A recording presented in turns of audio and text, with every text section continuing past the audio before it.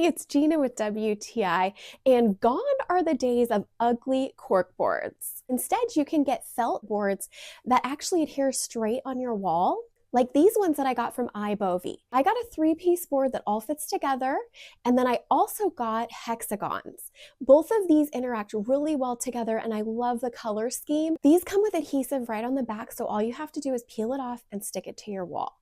Now, I made sure that my walls were clean before I did that, and even though I was dealing with an uneven surface, these stuck really well to the wall. So if you have like a normal wall that's completely flat, you're gonna be just fine with it, and these stay on the wall really well.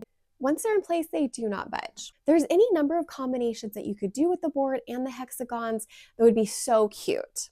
Not only do you get the felt boards, but they also send you push pins, which is so nice because you are ready to go right off the bat when you open the packages. Another added bonus is because of the materials that they're made with, they can actually give you some sound dampening. I love the way that these look and how easy they were to put up. I think you should check them out, and that's my point of view.